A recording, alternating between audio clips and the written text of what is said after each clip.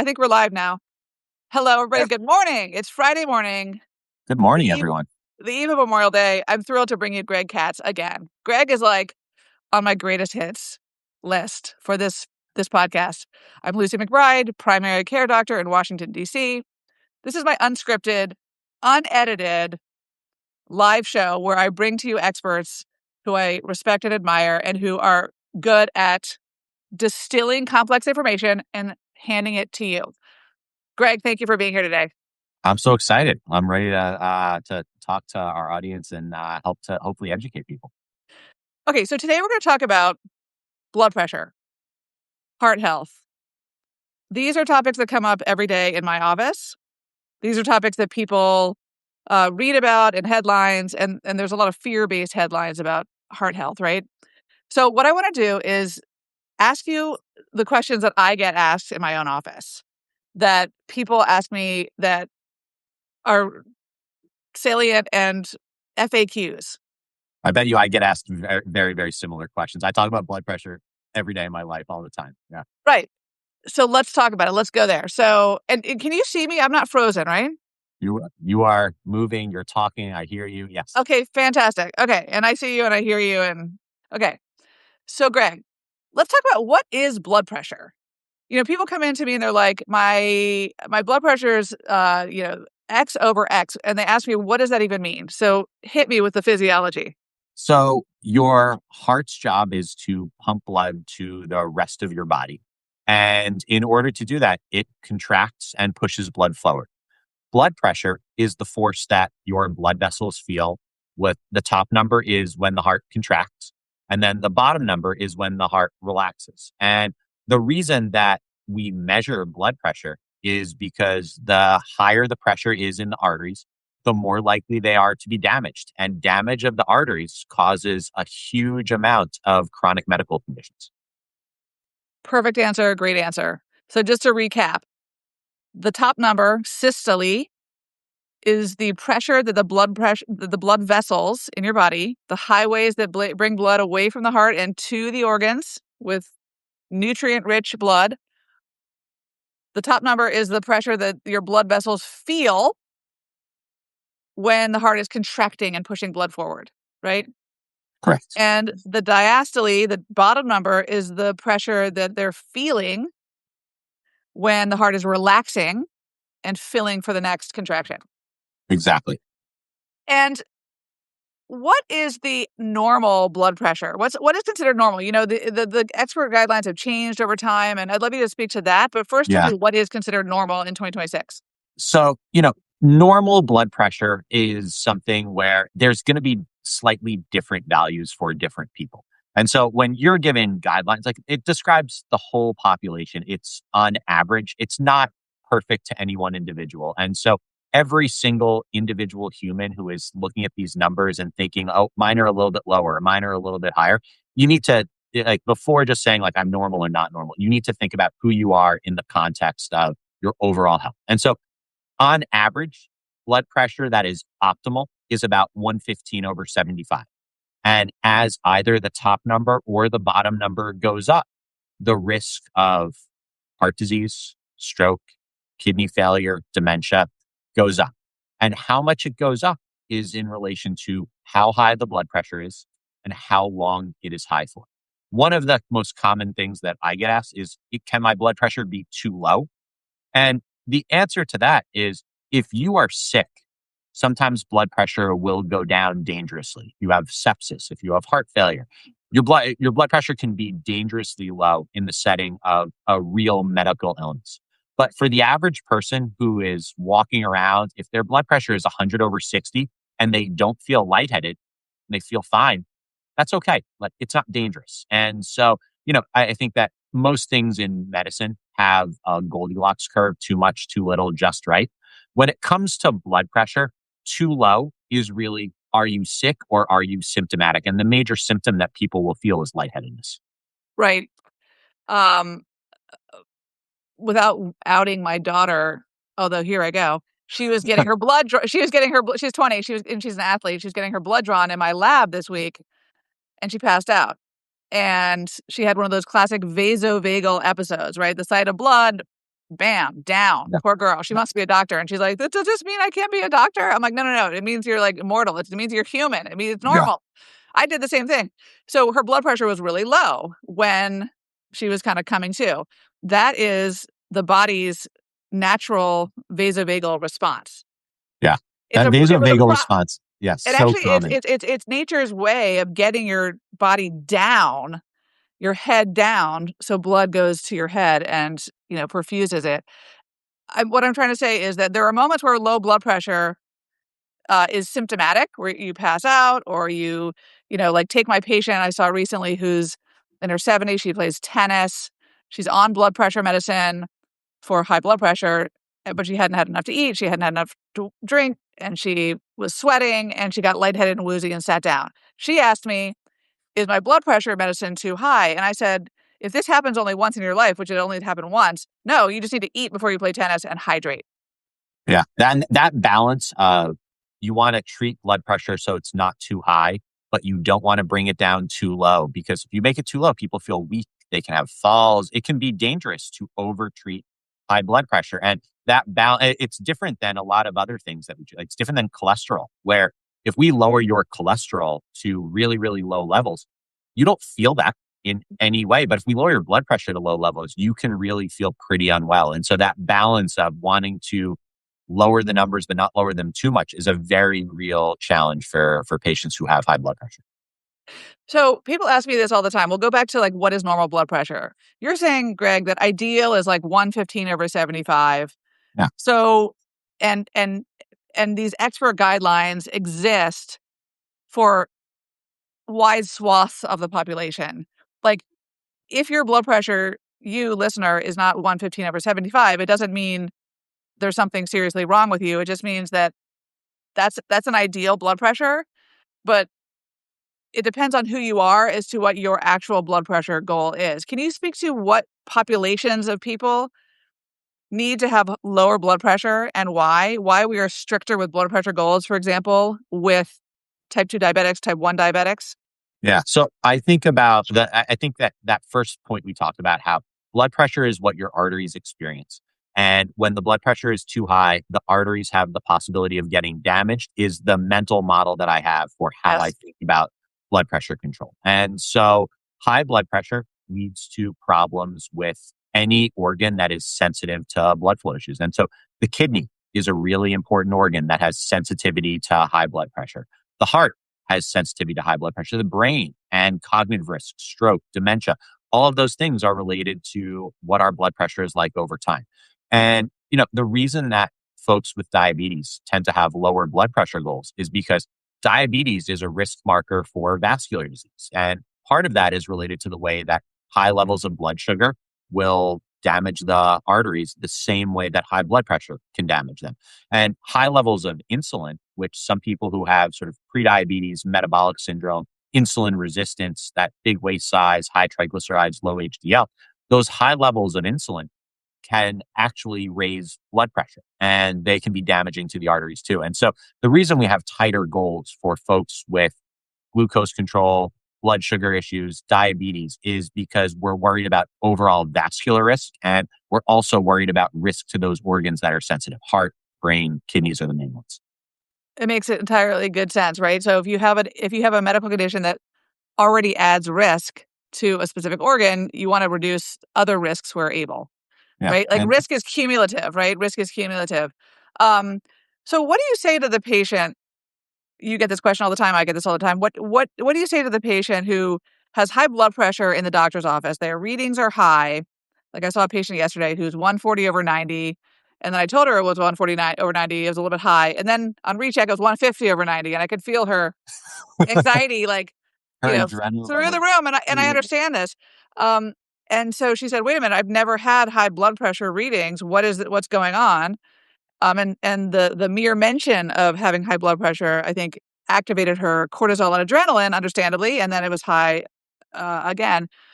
So, what do you say to those patients? What do you do from a medical recommendation standpoint? And how do you explain the variability of blood pressure as a human being? Yeah. So a couple of things. One is that our blood pressure is supposed to fluctuate. It's not supposed to be exactly the same thing all the time. It's supposed to go up in times where we need to increase our cardiac output, our adrenaline levels. And so blood pressure rises during exercise. That doesn't mean that exercise is bad. It means it's a normal response to that. And, even taking a step back, there's something truly absurd about the way that we will take blood pressure, which varies all the time, every day of our lives. We will check it once in a doctor's office, and then we will give somebody a diagnosis that goes in their chart and sort of like lives with their record forever. Like there's something truly absurd about this thing changing all the time. We measure once in a doctor's office, and then we make a decision about a daily pill that somebody's going to take. And so it goes to show there's just a lot that we don't fully understand about the way that blood pressure fluctuates and about the way that we operationalize the sort of decision making around that. But blood pressure high in the doctor's office and normal at home is the condition is called white coat hypertension or white coat syndrome. Basically means like in times where you're nervous, blood pressure goes up, and that's a normal physiologic response. And the first time that I meet somebody and their blood pressure is high, I usually am going to acquire more data before I think about doing anything in terms of medication. And so, I always have patients. I would recommend buy a blood pressure cuff. You can get a good blood pressure cuff for about $40. And, the expensive blood pressure cuffs to have at home, they're not expensive because they're more accurate or they're better. They're expensive because they have Bluetooth and because they have an app that you connect to. And so it's the bells and whistles. And so a $40 Omron from Target.com is completely acceptable. And I always start with patients, blood pressure's high in the doctor's office. Let's just get more data points because blood pressure, like nobody's going to stroke out from your blood pressure is high today if we don't treat you this instant. It's just, it's so implausible that it's an abrupt risk to your overall health within reason. If your blood pressure is crazy high, then that changes the equation a little bit. But for the average person whose blood pressure is elevated in the doctor's office, let's get more data and let's see where the numbers truly are overall.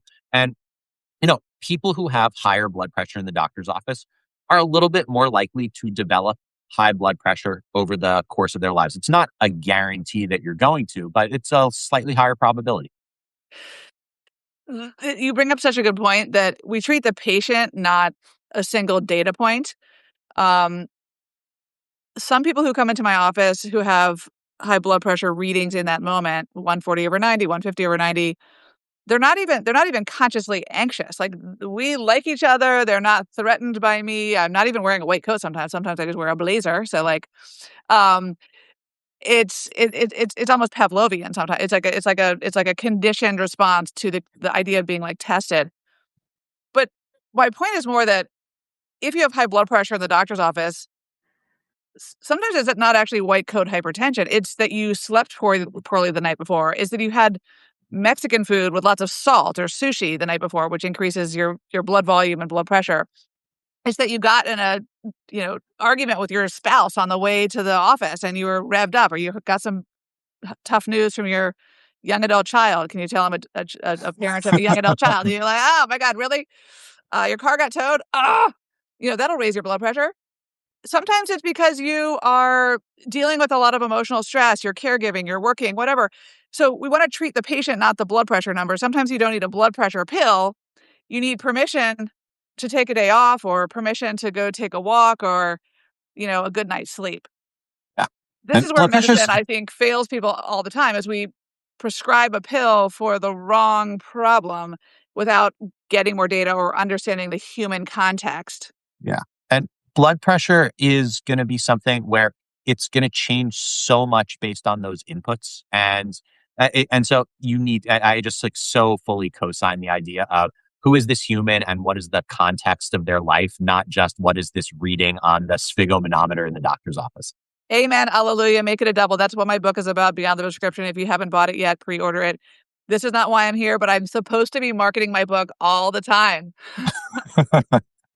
Okay, so Greg, let's talk about the specific ingredients that go into blood pressure. When someone comes into my office, it's high, whether they're treated for high blood pressure or not, whether they have a diagnostic code of I-10 and their chart saying hypertension, and their blood pressure is high beyond what, it quote should be. What are the sort of dynamic elements that go into a high blood pressure reading for any human being? Yeah.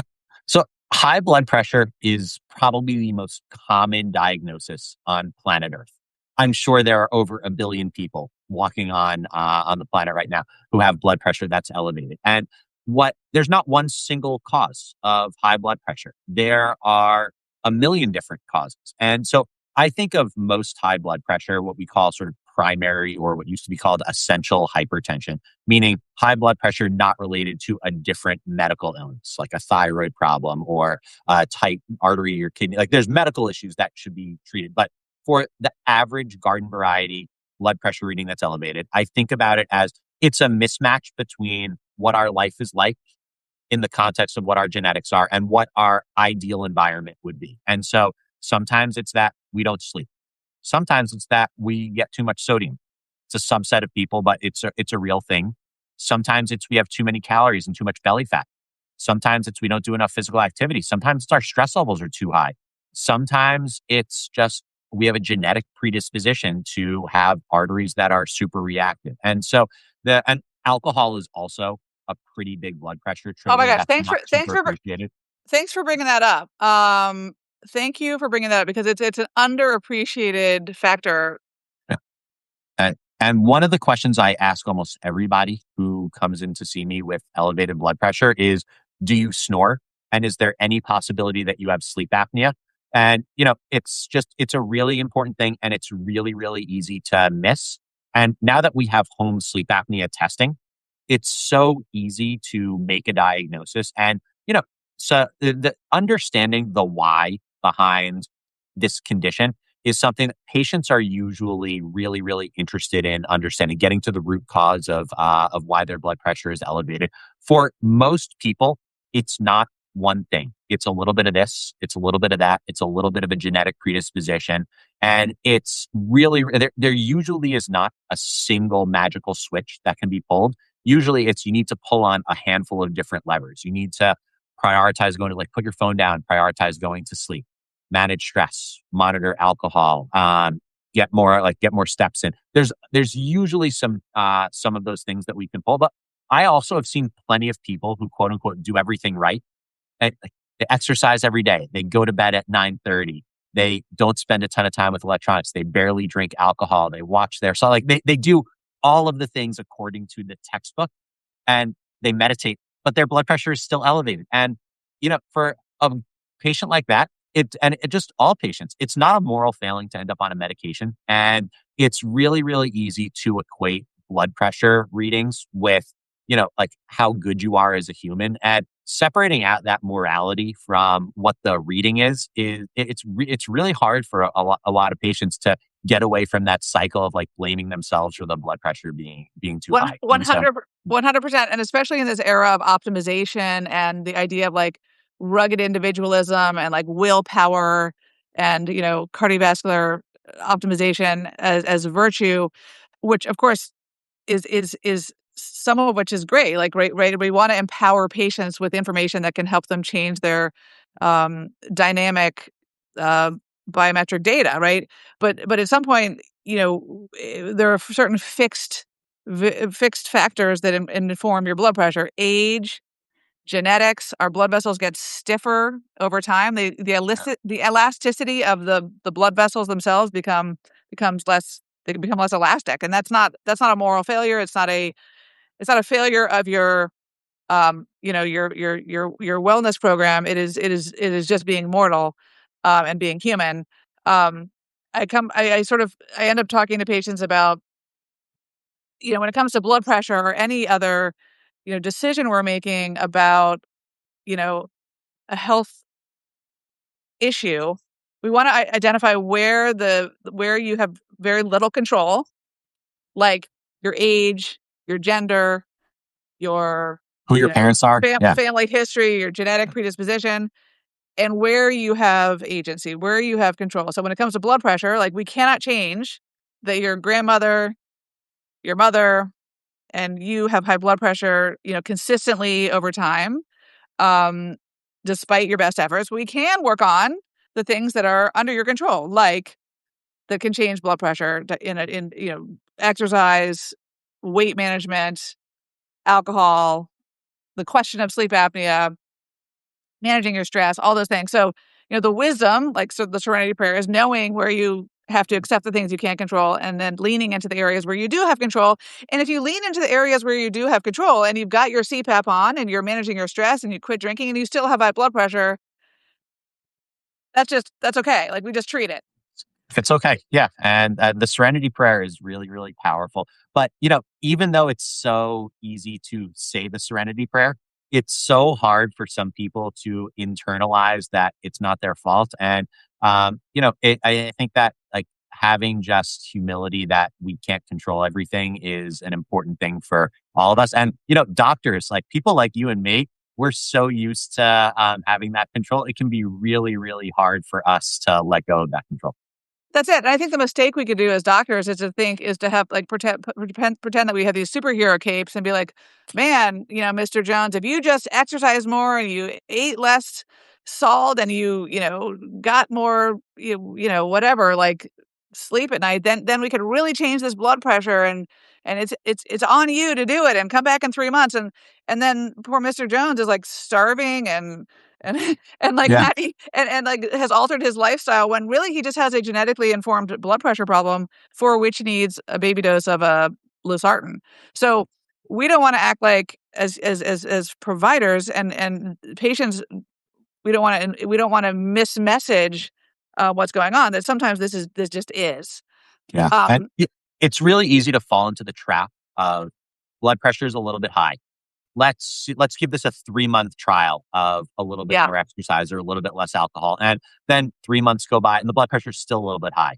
And maybe we should start a medication, maybe we shouldn't. And let's do another 3 months. And then all of a sudden you look up and it's 3 years later. And so I think the idea it's not an emergency, but it's also not something that you just want to sit on for an indefinite period of time and not treat, because the treatments for high blood pressure that we have medically, they're super cheap. They're really well tolerated. Sometimes it's a little bit of a trial and error process, but it's so accessible to get blood pressure under control, with a combination of tools that the patient can use and tools that you can sort of fill with a prescription pad, that the mix of those things can control high blood pressure for almost every patient.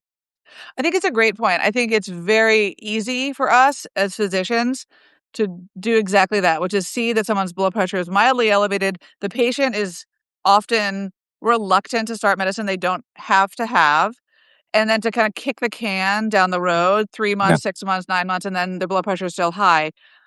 Um, when the cumulative effect of even mildly high blood pressure isn't ideal, and the treatment of high blood pressure with pharmacology is pretty straightforward these days. I think that's where a good clinician steps in and says and just does exactly what you said, which is frame the conversation as this is not a moral failure. This is just data that we're seeing over time longitudinally that suggests that there is something that's out of your control here. And let's address it.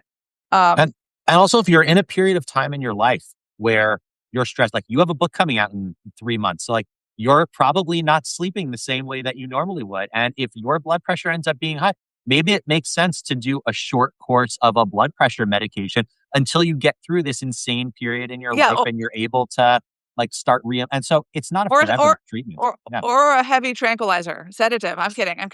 But, but you're right. I think I don't know if it's these days Greg Katz, cardiologist, or if it's in general, but at least I'm seeing that people are more loath to take medications. I mean, human beings don't like taking medicines if they can avoid it, right? Yeah. Like, intuitively, people would rather do it themselves than take a pill. But even more in this era of, suspicion of medical institutions, suspicion of doctors, and like, big pharma having its, role in our lives and the headlines, people are more like, "Oh, I'm going to do this myself." I think it's incumbent upon us as physicians to help people frame the risks and the benefits of letting low grade blood pressure or high blood pressure festering. I also think it's important and encouraging people to try medication. It's not a life sentence. You can stop blood pressure medicine if you end up changing your lifestyle and you lose 20 pounds and your blood pressure normalizes. It's not a life sentence you can always adjust. Yeah. But I think we need to acknowledge the fact that there are things we can't control. that inform blood pressure, and acknowledge there are lifestyle factors that are aspirational and ideal that people can't always execute on. I could tell you that your blood pressure might come down if you lost 20 pounds and quit drinking and you managed the caregiver stress, you're taking care of your, spouse who has Alzheimer's, but like sometimes that's not realistic, right? So let's also acknowledge that even the lifestyle factors that are dynamic are not always attainable for mere mortals. Yeah, I think that it's okay to say when things change, we're going to change our plan. And one of the important parts about all medical care and just kind of like all life decision making is the facts that we are dealing with are going to change. One of the guarantees in health and in medicine is that over time things will change. And sometimes they will change in ways that are good, and sometimes they will change in ways that are concerning. And as they change, we as doctors and as patients need to be willing to adjust our plan and be emotionally attached to the outcome of, I don't want you to have a heart attack. I don't want you to have a stroke. I don't want you to get heart failure. Not, I want you to take 50 milligrams of losartan. And the thinking about which outcome truly matters is important sort of North Star for us to have as we make all of these decisions. In the last 10 minutes, if we have 10, 15 minutes, I want to ask you about what are the most significant medical consequences of untreated high blood pressure? And then next, how do you treat blood pressure pharmacologically? What are your go-to medications? But first, tell me, Greg, what are the feared complications of hypertension for the The average person? feared complications of high blood pressure: stroke, heart attack, kidney failure, dementia, heart failure. Like the big killers on planet Earth are a lot of the time driven by high blood pressure. And so it's really, really important. Like we are not treating high blood pressure for trivial reasons. We're treating like high blood pressure is, doctors often call it the silent killer. I think I've told you this before. I call it the boring killer because nobody wants to talk about it. It's not that interesting to most doctors because we just see so much of it. But it's just really, really important to treat because we don't want people to have strokes. We don't want people to go on dialysis. We don't want people to have heart failure. And so high blood pressure is really, really important. Your question about the pharmacology of how I treat it. So in general, it depends on who this person is. And so if somebody has diabetes, I will usually go for an angiotensin receptor blocker or an ARB or an ACE inhibitor. In general, ARBs I go for first because they don't cause cough the way that ACE inhibitors do. And my go-to is losartan is the one I see prescribed most often. Losartan is not that potent of a medication. And I can't tell you how many people I've seen where their blood pressure is not controlled on max dose losartan. And then you switch them to telmisartan or candesartan or olmesartan, and their blood pressure gets under control. And so I think I use telmisartan as my first line. The brand name is Macardis for that. But sometimes I will go to candesartan. Candesartan comes in a 4 milligram pill. Sometimes people like that it's fewer milligrams. Telmisartan starts at 20 milligrams. And so candesartan is a great choice. If somebody has diabetes, that's definitely the first line. For some people, they don't want to get their blood drawn. I'll put them on a calcium channel blocker because you don't need to check electrolytes after the fact. So amlodipine is a great medication that is a go-to. Amlodipine causes leg swelling in, 15% of people. I always joke that there's 3 doses of amlodipine, 2.5, 5, and 10. The doses, you could rename those doses: placebo, blood pressure treatment, leg swelling. And because the side effects are just more common at a high dose. But amlodipine is a great medication. And what's nice about amlodipine compared to the ARBs and also the diuretics is that with amlodipine or nifedipine, which is another one, you don't need to check any blood work a week after they start. And so it's convenient for patients. Very importantly, beta blockers are not a good first line blood pressure treatment. And the reason for that. This is, I want to pause on that. That's a good point. I mean, when I was in medical school and residency, we use beta blockers first line all the time, especially for people with coronary artery disease, but that's been thrown out. Yeah. Beta blockers have this weird phenomenon where they make your peripheral blood pressure numbers go down where it's checked on a cuff, but they don't reduce your central aortic pressure. And so the pressure that your heart and the major blood vessels are facing is not well treated by beta blockers. term that I use for that is it's pseudo normotension.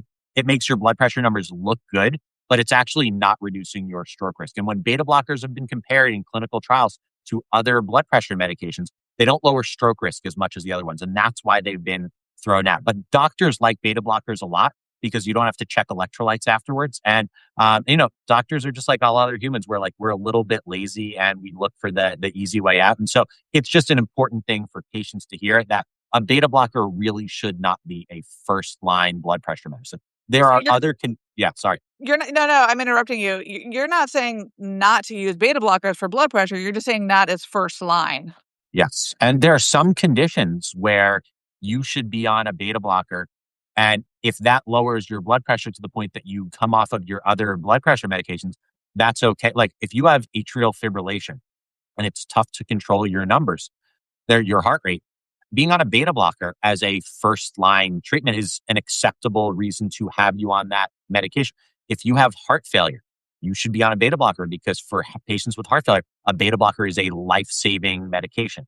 But the average person who just has regular high blood pressure, like if you are prescribed atenolol or metoprolol, it's not really the standard of care. And there are going to be situations where it's the right thing to do for an individual, but on the whole, it shouldn't be the first thing that we reach for. And then, diuretics are great medications.